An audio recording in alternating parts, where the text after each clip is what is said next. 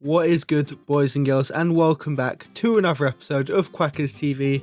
We have part 2 right here of the Lisbon derby rebuild. Yes, I'm not going to pronounce it in Portuguese because I would butcher it. Like I'm probably going to butcher, let's say 90% of this sporting team's names because, my god, they're awkward. As you can see, the normal ultimate difficulty because I am the best career mode player of all time. Enough said. Going back to the 4-2-3-1. We're going to be playing Benfica at the end of the episode. We're going to match up with them. If this team's going to beat Benfica, we're going to do it our style. We ain't going to let them scare us away from our football. We're positive attacking teams. That's what happens. As you can see though, this team is so average. You can kind of see why the fans constantly want to have a scrap with their players based on the fact that Sebastian Cortez is probably their second best player. Yeah, no, you didn't hear that wrong. Sebastian Cortez is probably their second best player. That's pretty depressing. As you can see though, Maximiano, can Portuguese people just get easier names to pronounce, please? I can tell a girl she's fit in Portuguese. I can tell someone to screw you in Portuguese. Fabio Silva, be like him, he's a good one. The rest of you lot though, bloody hell, give me a break. Seriously. I know my first name's incredibly hard to pronounce. You lot ain't cheeky enough to hear it. You lot don't earn that yet. But still. As you can see, the team's bang average in this old. So just like the Schalke rebuild, we're going to base it around young players. Get the young players in, watch them grow, sell them on for profit, and then buy the big boys. First up, Francisco Trincao, 29 million. David Carno, Fabio Silva. A lot of Portuguese players there. Yes, I know. So realistic. I'm so good at giving you realistic, aren't I, boys? I'm just so good at it. Last bit of money, though. I feel like this is going to be a bit of a controversial one.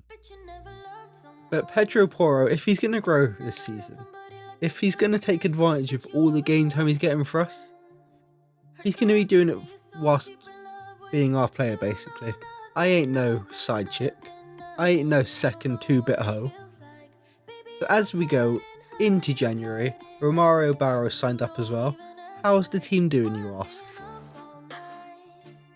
Do you have to ask? Yes.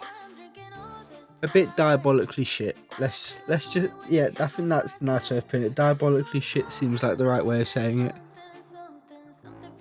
I mean, to be fair, for Sporting fourth, it isn't too bad. But the issue is, we couldn't get rid of Antonio Adan. We couldn't get rid of some shitty striker who's actually worth 16 million somehow. So in spite of all our hard work bringing all of these great youth players in, people like Paulinho are getting in the way. So Paulinho's got to go.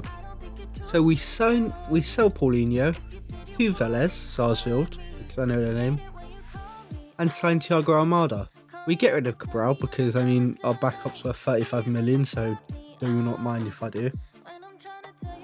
This was a tricky one because Nuno Santos wasn't starting for us, and Marcos Antonio, I'm not going to say he'd start, but he's going to have a lot more potential to grow. And getting rid of Nuno Santos allows us to get in Marcus Edwards, who I know you're thinking, you've got Gonçalves or Goncalves or fuck these Portuguese names, seriously. Like, all respect to Portugal, yeah? But my god. Anyway, we've got Goncalves, we've got Trincao, we want a third one. We're selfish, we're greedy, we want all of the good young wingers in Portugal, so we get Marcus Edwards too. Because, as you've always seen, depth has always been an issue in my teams. And as you can see, Marcus Edwards already pissed off at me. But with that new depth, we march up the table and we get Champions League next year. What are you saying? Quackers TV is a great manager. Maximiano, growing now, exactly what we want. And that's going to be our keeper. Maximiano, his potential is decent. It's decent. But with all the game time he's going to get for us, it's going to go through the fucking roof, boys. I'm telling you, it's going to be like a 7-footer in Japan. He's going to be banging his head on everything. Bang, bang, bang. Believe me, my brother lives in Japan, so I can make that joke. Everything seems very short there. Japan's a great country though. on to the final, and you know it's Quackers TV. He guarantees silverware. So, what? Oh yeah, look, I just got silverware. 3-0, Pacos Ferreira, Pacos up your bags and fucking send her home, lads. That is game, set, match. Goodbye. Episode over. Have a good one. I didn't really get it. It was a bit of a shit joke, let's be honest. And it didn't help that I said it with absolutely no confidence. But anyway, as you can see, we're already onto the Champions League. And no, it's not because I forgot to do the summer. It's because for the very first time on this YouTube channel, we have to do Champions League qualifiers. Bit depressing, to be honest. Makes me feel a bit small time. Especially when you see it's Royal Antwerp. I mean, no respect to my Belgian bros, but they're just not on our level. As you can see, battered in the first leg, battered comfortably and absolutely destroyed in the second leg, and suddenly we're through to the best place playoffs. And you know, like all good teams, we got to be into Champions League proper before we know who we can sign. So, Sparrow gone, Rossier gone for 28 million to Ajax, and that allows us to do this. Cristiano Ronaldo, straight swap plus 35 milli, bit of pocket change, you know, when you're a rich lad like me, for Marcus Edwards. Bang. Ronaldo is back at Sporting Lisbon. The man is officially a geriatric, he is officially a pensioner, and it feels good to say that about someone because he's actually older than me, and that is a bit of a struggle. 90 rated in the Portuguese league. I don't think Marseille expected this when they drew us, really, did they? Could you imagine that? Drawing a team in the Champions League qualifiers and thinking, we know, right? But we got something, we can do them. Then they just suddenly sign Ronaldo. And yet, looky here, boys and girls, for one of the most ridiculous league tables you're ever going to see. 4 teams joint top, 1 goal separating 3 different teams, and out of the Champions League despite not losing a game. Great. Yeah, this is going smashing. This is going positively shit, to be honest. What isn't though is the players' growth. Again, as I said, we focus on young players, we get those young players growing, and then we sell them off. And when you see Paulinho at 88, when you see Pedro Porro at 86, wait till you see Trincao and Gonçalves as well. It's looking very, very tasty. 86, 86. And there's also a cam called Daniel something who I'm absolutely shit scared to say his name, so I'm not going to because, again, Portuguese names. Can you stop bullying me? Speaking of bullies though, we're getting one in. Jules Koundé. The man who is going to con the shit out of me more than likely when he doesn't grow at all. Don't worry, my dad will beat me later for that awful pun anyway, so you lot don't have to worry. In the defence, that was the only real issue with growth. Our defenders just weren't doing it. Everyone else on the pitch, even Matías Nunes, was growing very, very nicely, but the centre-backs weren't. Same as before, we only showed Europa League if we get into the semis, and guess what, we got a semi, boys and girls. Let's see if we can make it fully. 1-1 in the first leg, away goal. You're thinking, yes, please, boys and girls, give me it. Got my phone because I'm so excited.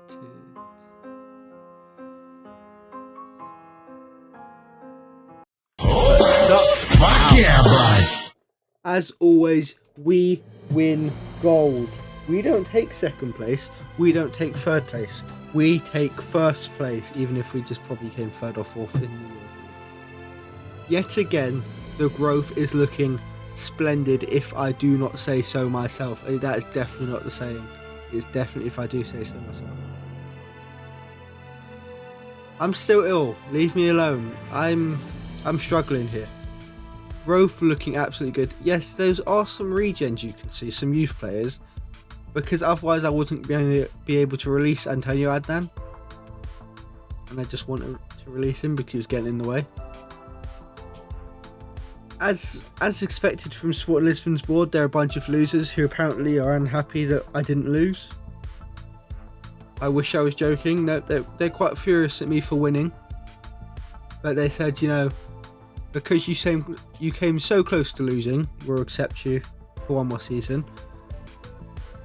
This is what's going to annoy people. I know when I signed Fabio Silva, probably anyone with knowledge of sport and anyone who actually supports sport, which is probably pretty rare, would have been saying, you've got Thomas already, why do you need Fabio Silva?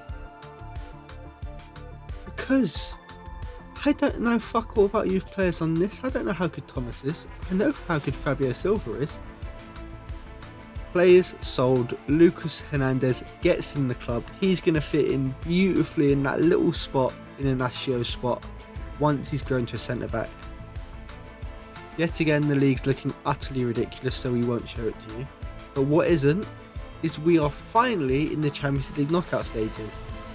Our reward for coming first place? Barcelona. Yay.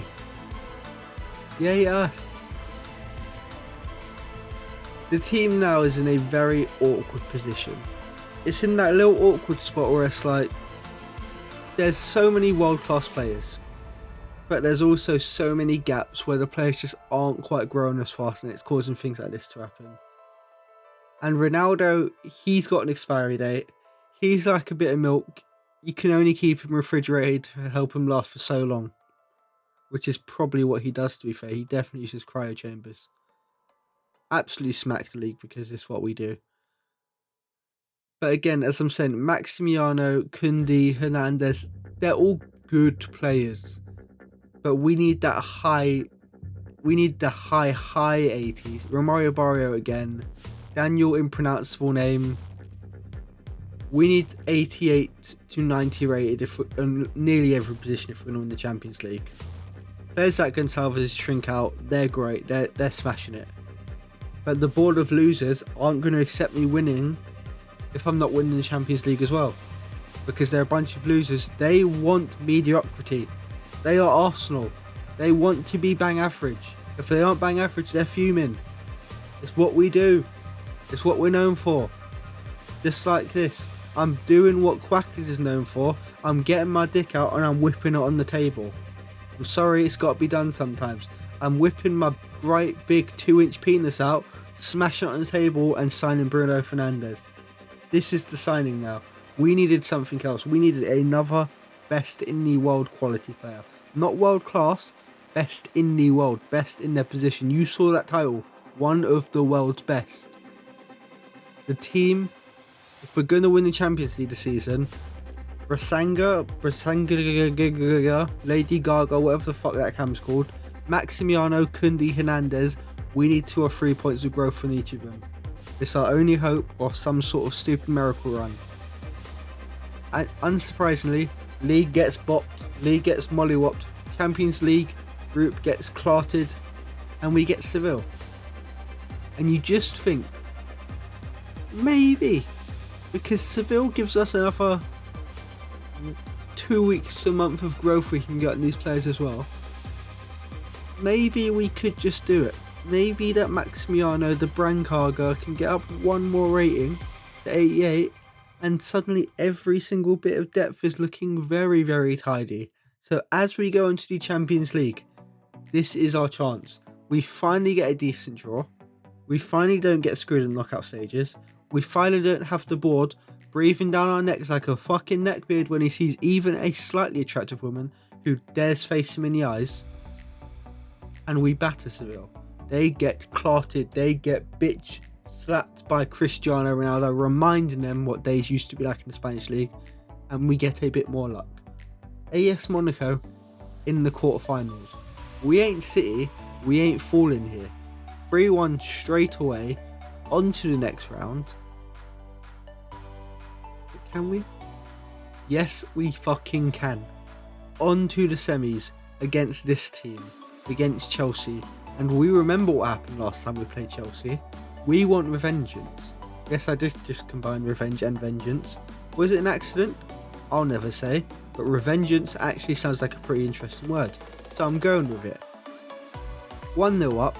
Can we smack them? Can we put Quackers in a position to do what Quackers does best? And we all know that is get him on the pitch to dominate. 2-2 in the semis. I am fully tempted. I was about to say hope you boys are too, but you know, underage and shit, so that's a bit nonsense. Team's growth looking like exactly what you would wish. Koundé and Hernandez with the exact amount of growth we really needed from them. Same with the cam. Ronaldo,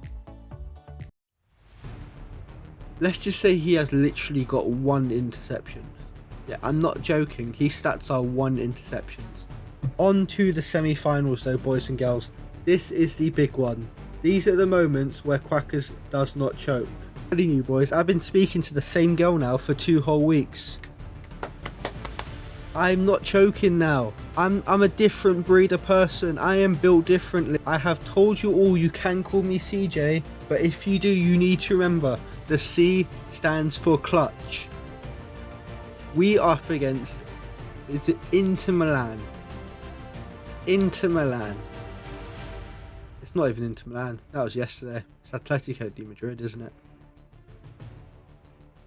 Did I just choke right like 5 seconds after I said I wouldn't? No, it's you lot who are to blame. It's all your beautiful faces distracting me. Gonçalves though, I wanted to say goes close. Didn't go particularly close, let's be honest. And then Maximiano does that. Now, I don't want to say Maximiano is a massive piece of shit for that, but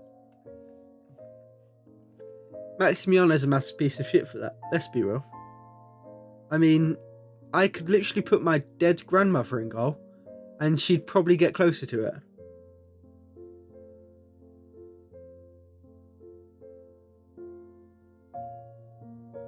And then this starts to happen. This fun having an 85 rated striker keeps happening.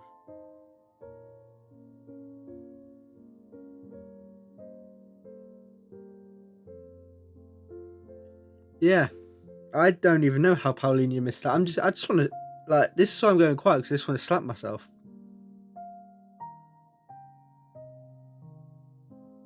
Like, literally, I'm having a mental breakdown, boys. I'm not going to lie. Watching these misses is literally giving me a mental breakdown. It had to be him, didn't it? It had to be you who scored. It genuinely had to be, didn't it? It couldn't have been anyone with a slightly pronounceable name. It couldn't have just been Nuno Mendes, could it? It had to be you, Daniel Braganza, didn't it? It had to be you. Yes. Yeah, I did just know it. Suck out all of your mums.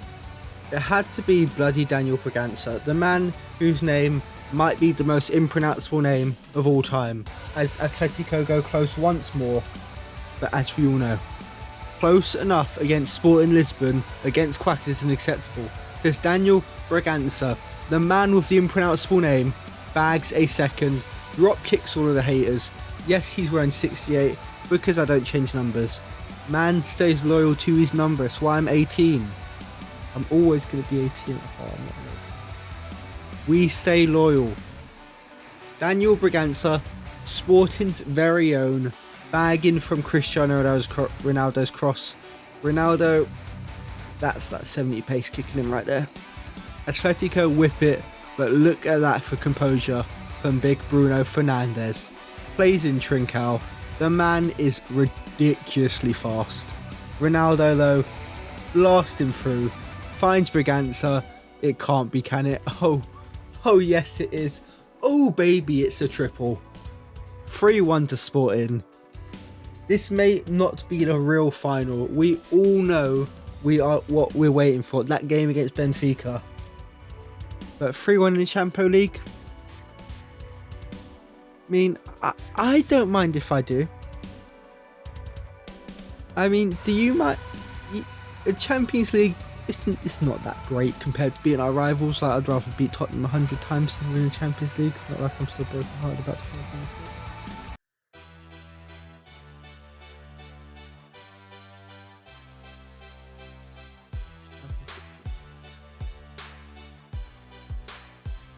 Alright, I'm good, I'm back. As you can see, it's a wrap. Atletico didn't really have a chance. As I've said before, I'd quite like to lose one of these because I feel like it'd just be better content. But I'm too good. I'm the best career mode player of all time, and winning's just in my blood. I'm not even joking. When the doctor came out, he's like, oh my god, this kid's blood type. It's literally clutch. And then I went on to fail everything I ever wanted to do, so yeah. being birthed by a doctor from a pound store wasn't the best idea for my parents, but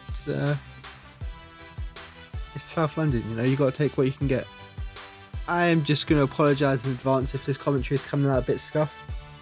I can only stare at the screen for about 10 seconds at a time before I feel like my head's going to explode. Just a quick reminder there of the Benfica team. Pause it if you wanted to go and check the ratings really closely, but all I'll say is Benfica's team is probably much stronger. No offence, Sporting fans, but that Benfica team, yeah, in comparison, it's a bit broken. To be fair though, Gonçalves, he might pull it out when it matters. Gonçalves is much higher than Pedrinho, as Oblak just absolutely smashed his hand through Virgil van Dijk's back. Not quite sure how he did it, but I'm not going to question Jan Oblak's ways. You've just got to say though, Benfica with that defence, they're pretty heavy favourites. I mean, the entire Benfica team is pretty disgusting. It probably would give a good beating to every other rebuild team, arguably. Even that Schalke and Dortmund one. But it's a one-off game. It's a rivalry. Anything can happen, as they say. It might be Christmas time somewhere. It was snowing in England yesterday, apparently. I don't leave my house, so didn't really know. And plus I've got to stay in a dark room for hours on end, or I feel like I'm going to be smashing my head against the wall. But also, Sporting have Cristiano. And when you've got Cristiano, 1 interceptions, or not, there's always that small bit of hope, isn't there? There's always that small bit of belief that Cristiano will pull you through. Cristiano will pull you off. I meant pull it off. This is why I get sacked from every school I go to work at, isn't it? Quackers, isn't it? I need to work on myself, I think. Anyway, as you can see, the teams are ready. The lineups, you've got, my God, Portuguese people are handsome. I mean, Ruben Diaz is just a hunk. Ronaldo is just an ugly bastard. Ruben Neves, though, oh, my type of guy. Yes, I am making this wait out annoyingly long just to wind up all of my fan base, because winding people up is basically the only thing I'm talented in. But Sporting Lisbon come forward first, and Jan Oblak with the first, what EA would consider save of the game. And Benfica maybe looking a bit nervous coming up against their neighbours in such a big game. Ruben Neves with a piss poor pass. Sporting fans may be getting a little bit confident now. But Benfica come forward again. David Neres trying to use that silky footwork, finds Darwin Núñez, but Darwin can't find a scientific equation to get that one through. Yes, I'm well aware that Darwin's through evolution, but it goes with this line because there must be some sort of gorilla or monkey in goal, because that boy has just flown across his save like he's swinging between vines and pulled off a worldie. I mean, that is just a quite ridiculous save, almost already in his net, but Maximiano pulls out a wonder save. Feed that boy. So, because of that wonder save, Sporting able to survive and go in 0-0 at the break. Nuno Tavares driving up the pitch now, and Nuno Mendes, he's doppelganger apparently, the Nuno brothers maybe, with a great block. They are both left backs as well. Oh. Darwin Núñez picks out the bottom corner, and Sporting go behind. As I was just about to point out, that Portugal have a ridiculous amount of quality fullbacks. Like, it's genuinely a disgrace. I mean, the twins are even triplets, because you could probably throw Rafa Guerreiro in there. But there we go. 1-0 to Benfica early on. Sporting Lisbon absolutely bricking it, absolutely shitting themselves like me when I actually go on a first date. And it's not a catfish. Alex Grimaldo giving Darwin a big old hug, saying thank you very much. I was going to say somehow he's first going to Champions League, but then I realised I'm a dickhead and this is literally the first game they've played in this sort of thing. Pedro Porro, though, driving his team forward, but a huge block from Big Rui Diaz. This is what you have to point out about this Benfica team. Their defence is a bit of a joke. And I'm not exaggerating. Ronaldo Tavares, Van Dijk, and Ruben Diaz with Ruben Neves ahead of them, that's a joke. Sporting though, they have a corner. That does not look like me before any of you say it just because he's ginger. My hairline is absolutely on fleek. But from a corner, as we say, just like Coke, anything can happen. What can Bruno Fernandes deliver? A set piece specialist. It's beautiful. You didn't see that, but Jan Black may have just pulled out one of the greatest saves in the history of football. The man absolutely fucked it, but somehow got a hand to the ball just as Paulinho got his header down, and Ronaldo in the background there looked shell-shocked. Benfica coming forward though. 81 minutes left. Oh. Is it tennis? Because I think that truly is game, set, match. Benfica probably wrap up the big fat dub against their rivals. Call them Benfica. Call him Sporting Lisbon, I guess, because they're taking the fat L. But Benfica only taking a W. Van Dijk more excited than anyone has ever been in their life, probably. It has to be said, that Benfica team was just clear, wasn't it? It was just much, much better than the Sporting Lisbon team. And it showed on the day. In terms of depth, in terms of strength with the starting 11, it just wasn't that close. And because of it, I mean, Sporting's best attack came from a random cross. That's literally all they did. I'll say this straight up here. I replayed this game about 4 or 5 times. Benfica won every one, so obviously it doesn't matter. Just to see if I could get like a more entertaining Benfica win. Every single time Sporting just got slapped.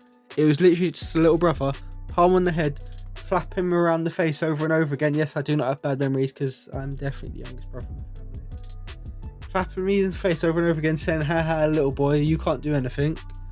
But anyway, as I'm about to go and speak to my therapist because I've just brought up some awful memories, hope I haven't created any for you in this last 30 minutes. Bucks has got to go. Have a good one.